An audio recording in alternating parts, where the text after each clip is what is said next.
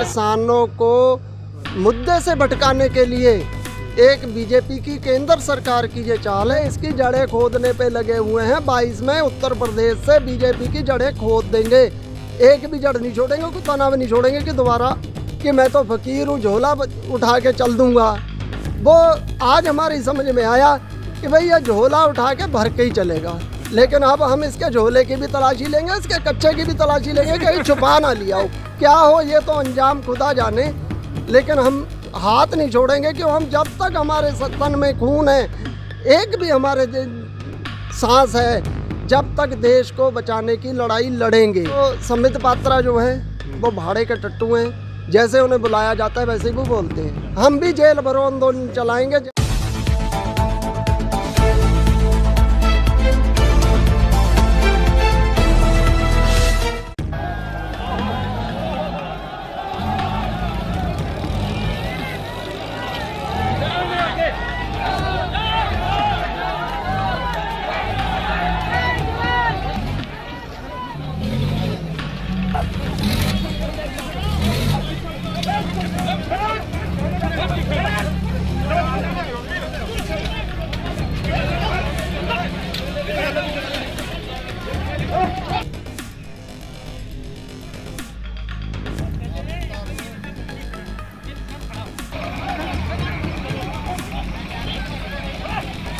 ये वापस है।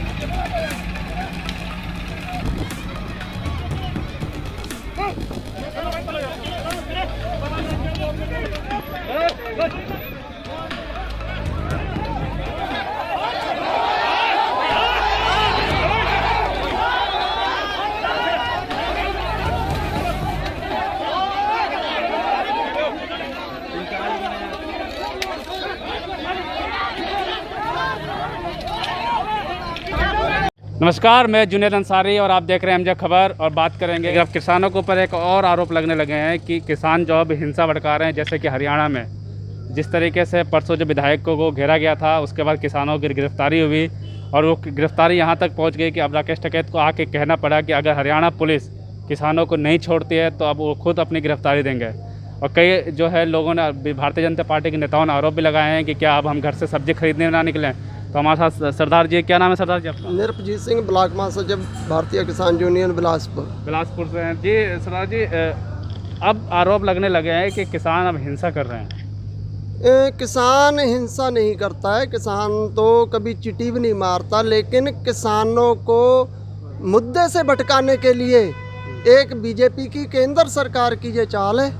उसने ये एक हरियाणा में आदेश लागू कर रखा है कि इस आंदोलन को भटकाव में डाल के शिफ्ट हरियाणा में कर दे। इसलिए हरियाणा के जितने भी मंत्री संतरी जो भी हैं, वो लोग केंद्र सरकार के इशारे पे जाके किसानों के बीच में इस तरीके का व्यवहार करते हैं। आपने देखा होगा कि माँ बहन की गालियाँ भी बक रहे हैं। किसान तो उसको भी बर्दाश्त कर गया, खून का घूंट पी गया, लेकिन ये लोग किसानों को उकसा रहे हैं। उसका कहीं ना कहीं नौजवान बच्चे विरोध करते हैं तो हमें हिंसक बताते हैं, लेकिन जब हमारे बच्चों के बीच में इस तरीके का ये व्यवहार करेंगे, थोड़ा बहुत तो विरोध होगा ही होगा, लेकिन हम फिर भी इनके आभारी हैं नौजवान बच्चों के, जो कि हमारे दिशा निर्देश में चल के शांतिपूर्वक तरीके से लड़ाई हम 7 महीने से लड़ रहे हैं। आगे भी अगर 7 साल भी लगेंगे तो भी शांति से ही लड़ेंगे। आप कह रहे हैं कि गाली बक रहे हैं विधायक, लेकिन विधायक का आरोप है, जाजपा के जो विधायक है जिसके पे किसानों को जो गिरफ्तारी हुई है हरियाणा में, वो कह रहे हैं कि किसान जो है, हम सब्जी खरीदने जा रहे थे, किसानों ने हमला किया और गलत व्यवहार यानी गालियाँ भी दी। हाँ, वो कह रहे हैं कि मैं सब्जी खरीदने गया था, लेकिन वो गए, इतना बड़ा झूठ नहीं छिप सकता, क्योंकि वो गए थे एक कोरोना का एक छोटा हॉस्पिटल इन्होंने खोला था, कुछ बेड का, सरकारी या प्राइवेट हो, उसका उद्घाटन कर रहे। सिर्फ जनता में वो एक दिखाने के लिए गए थे कि किसान बैठे हुए हैं, मैं वहाँ जाऊँगा, मेरा विरोध होगा, धक्का मुक्की होगी और हम किसानों के ऊपर आरोप लगाएंगे। जबकि हमारी एक कॉल है, संयुक्त किसान मोर्चे की कॉल है कि जहाँ पे भी सरकारी कार्यक्रम के उद्घाटन बीजेपी के नेतागण मंत्रीगण करेंगे, हम उनका विरोध करेंगे, काले झंडे दिखाएंगे, क्योंकि हमारे ऊपर, हमारे किसानों के ऊपर 7 महीने से ये सरकार अत्याचार कर रही है। ये काले कानून ला के किसान, मजदूर, तमाम देश के वासनिक जितने की वसनीक हैं सबको इन्होंने गरकत में ढोल दिया, दलदल में घुसेड़ दिया। और आगे ये पता नहीं क्या करेंगे। अभी इनकी तो 20 से ज़्यादा जो किसान गिरफ्तारी हो चुकी है, अभी तक छोड़ने की नहीं है। अब राकेश टिकैत जो है उन्होंने कहा है कि अगर कल तक नहीं छोड़ा जाए तो क्या हो सकता है कल तक। अगर कल तक वो नहीं छूटते हैं तो मैं ये दावा कर रहा हूँ कि ये गिरफ्तारियाँ उत्तर प्रदेश में, पूरे उत्तर प्रदेश में भी होंगी। हम भी जेल भरो आंदोलन चलाएंगे, जैसा हमें दिशा निर्देश वहाँ से है कि अब आगे की रणनीति जो है आज शाम को हमें मिल जाएगी और उनके आदेश का पालन करते हुए हम यहाँ पे गिरफ्तारियाँ देंगे। गिरफ्तारी हम देखेंगे इनकी जेलें कितनी हैं। 3-4 डालने से क्या होगा, ये भरें कितनी जेलें भरेंगे। किसान का बच्चा, मजदूर का बच्चा, हर आदमी गिरफ्तारियाँ देने को तैयार है, हम भी तैयार हैं। जैसे संबित पात्रा भी कह रहे हैं कि जैसा कि 26 जनवरी को हुआ तो आप वो किसान नहीं थे, अब जो है हरियाणा में जो हुआ उसको जोड़ दिया गया है कि अगर आप किसान कैसे मानते हैं। तो संबित पात्रा जो है वो भाड़े के टट्टू हैं, जैसे उन्हें बुलाया जाता है वैसे ही वो बोलते हैं। वो सरकार के एक वो हैं, दिहाड़ीदार हैं, जो वो सरकार कहती है वो बोलते हैं। हाँ, 26 जनवरी का भी इनका प्री प्लान था। हमारे नौजवान बच्चों को दिल्ली की सड़कों का नहीं पता था, यहाँ तक कि मुझे भी नहीं वहाँ की बहुत सारी सड़कों का पता। इन्होंने डाइवर्स करके उन बच्चों को लाल किले तक जाने दिया कि इस आंदोलन को, जिसे हम खालिस्तानी, माओवादी, पता नहीं क्या क्या कह रहे थे, उसके साथ में जोड़ दें। ये बच्चे भावनात्मक तरीके से जाके वहाँ पे विरोध करेंगे, लेकिन वो विरोध भी उनका पीसफुल था, शांतिपूर्वक था। जो धार्मिक झंडा वहाँ पे लहराया गया है, श्री निशान साहब, वो इंडियन आर्मी, इंडिया के प्रधानमंत्री और यहाँ के बहुत सारे मंत्री उसका सम्मान करते हैं, सिर पे बांध के रखते हैं और उसको सलूट करते हैं, उसी झंडे को जिसको ये खालिस्तानी कर रहे हैं। और जिस गुरुद्वारों में लगा हुआ है, जहाँ पे वो झंडा लगा हुआ है, इस कोरोना काल में वो गुरुद्वारे जो मजदूर, गरीब, असहाय, रोटी के लिए मोहताज था, वो उसका केंद्र बने। अच्छा, बिल्कुल ऐसा नहीं देखा गया कि हर बार जो है इस आंदोलन के बीच में एक जातिवाद की तरफ मोड़ने की कोशिश की। पहले कहा गया कि सिर्फ पंजाबियों का है, पंजाब का आंदोलन है। अब ऐसा माहौल बना दिया गया हरियाणा में कि ऐसा है कि सिर्फ ये आंदोलन जाटों का आंदोलन हो जाए। ये सरकार की ना चालें होती हैं। अब ये किसान जाग चुका है। इन चालों में ना हम हिंदू मुसलमान में, ना हिंदू सिख में, ना हम जाट में, किसी में बंटने वाले नहीं हैं। ये एक आंदोलन किसानों का है, मजदूरों का है, देश को बचाने का है, क्रांति का है। देश में जो इस टाइम एक अंधेर तूफान आया हुआ है, देश को बर्बादी की तरफ को लेके जा रहा है। हमें जैसे एक ना आंधी आती है, किसान का बच्चा अपने झोपड़े को बचाने के लिए उसके साथ में लटक जाता है।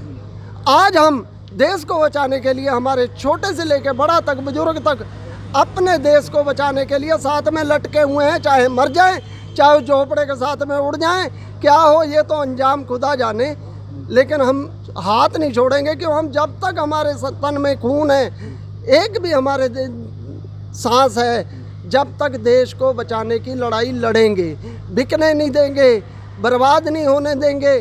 क्यों? ये हमारे पूर्वजों ने हमें अपनी कुर्बानियाँ देके, भगत सिंह, राजगुरु, इशफाकुल्ला खां और ना जाने कितने नाम मालूम शहीदों ने कुर्बानियाँ देके ये हमें विरासत में दिया है।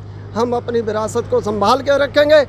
ऐसे अहंकारी प्रधानमंत्री से आज़ाद कराएंगे, ऐसी पार्टी से आज़ाद कराएंगे जो कुछ पूंजीपतियों की होके, पूंजीपतियों के हाथों बेच के अपना झोला भर के, जो कह रहा था ना मुरादाबाद की एक सभा में कि मैं तो फकीर हूँ, झोला उठा के चल दूंगा, वो आज हमारी समझ में आया कि भाई ये झोला उठा के भर के ही चलेगा। लेकिन अब हम इसके झोले की भी तलाशी लेंगे, इसके कच्चे की भी तलाशी लेंगे, कहीं छुपा ना लिया हो कुछ। इसे नंगा करके ही भेजेंगे। अब तो उत्तर प्रदेश में कह रहे हैं सरकार बनाएंगे। अभी तो बनी है। अभी तो थोड़े दिन पहले प्रधानी के जिला परिषद के चुनाव हुए हैं, उनमें क्या नतीजा आया सारी दुनिया को पता है। ये जुमलेबाज पार्टी है, जुमले तो फेंकना इनका काम है, उसमें हम कुछ नहीं कह सकते। 22 में इन्हें पता चल जाएगा कि होने वाला क्या है। लास्ट सवाल, 22 की तैयारी में लग चुकी है बीजेपी सबसे पहले। बीजेपी नहीं लगी, बीजेपी तो उनका तो एक एजेंडा है, हिंदू मुस्लिम करा दो, हिंदू सिख करवा दो, जातिवाद पे वोट लेने का, लाशों के ढेर पे राजनीति करने का। लेकिन इस पार्टी की असलियत किसानों के सामने आ गई। अब किसान, मजदूर, मध्यम वर्ग, व्यापारी सब इकट्ठे होकर इसकी जड़ें खोदने पे लगे हुए हैं। 22 में उत्तर प्रदेश से बीजेपी की जड़ें खोद देंगे, एक भी जड़ नहीं छोड़ेंगे, कोई तना भी नहीं छोड़ेंगे कि दोबारा पेड़। बिलासपुर में क्या हिंदू कार्ड चलेगा? हिंदुत्व वजह से चुनाव लड़ेंगे? भाई साहब, अगर हिंदुत्व कार्ड चलता तो जो बीजेपी की स्थिति हुई है, जो स्थिति हुई है यहाँ पे बिलासपुर में, सीटें जो थी आपने देखी होंगी, गिनती काउंटिंग करी है, यहाँ तक के मंत्री के कुछ रिश्तेदार भी उसमें हार गए।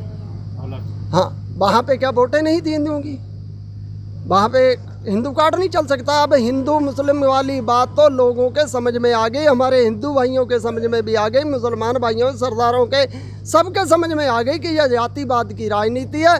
देश को बेच के भागने वाले हैं, देश बचाना है, हमें जाति पे नहीं लड़ना है। हमारे जो मुद्दे होंगे हम बाद में सुलटा लेंगे, पहले देश बचाना है।